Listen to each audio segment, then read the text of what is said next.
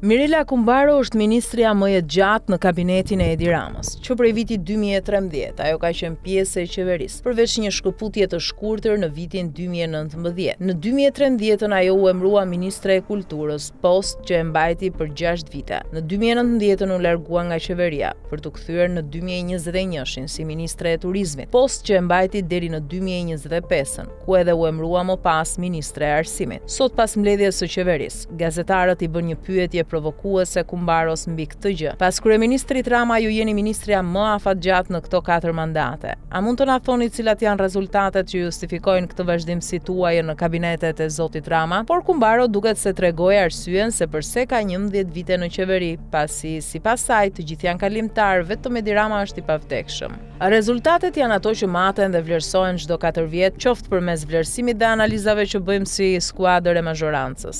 Asnjë ministër nuk është aty sepse është vet, por sepse jemi pjesë e një skuadre. Si në çdo skuadër rolet ndrohen, lëvizin me detyra të caktuara, që nga deputeti, drejtuesi politik, që nga ministri apo pjesëmarrja në komisione parlamentare. Është pjesë e një skuadre, pjesë e një filozofie, nuk është ministri që qëndron, por mazhoranca dhe lidershipi i Edi Ramës. Ne jemi pjesë e një skuadre dhe bashkëpunojmë në role dhe detyra të caktuara, tha ajo. Mirpo, pushteti nuk ka qenë edhe aq i keq për Mirelën.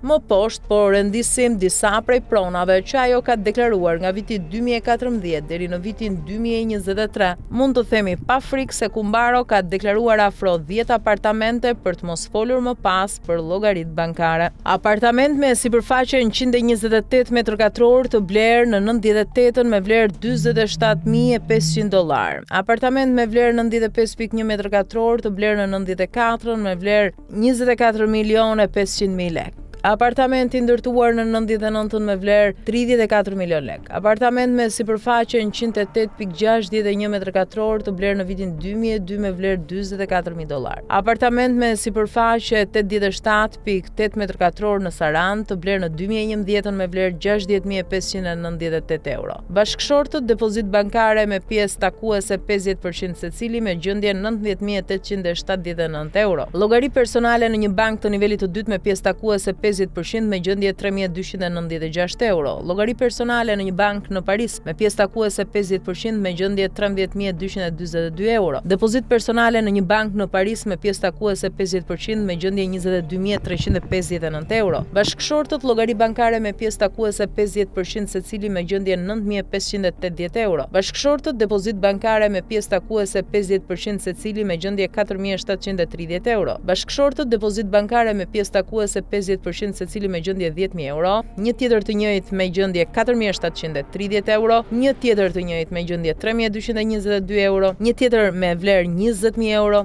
dhe një tjetër me 55 milion lek. Gjendja e llogarisë në një bank të nivelit të dytë, paksuar me €4.757, me destinacion shpenzime jetese dhe shkollimi të së-bijës. Bashkëshortët shtuar me €27.735.000 lek llogarinë bankare të përbashkët me pjesë takuese 50% secili. Bashkëshortët, një tjetër shtesë me vlerë €22.938.000 lek në llogarinë bankare të përbashkët me pjesë takuese po 50% secili. Apartament €125.000, apartament 95 m2 dhuruar vajzës, apartament 89.30 m2 dhuruar, llogari bankare mbi 30 milion, depozit mbi 15 milion. Burri apartament me vlerë rreth 140 milion lek. Burri llogari mbi 40 milion lek.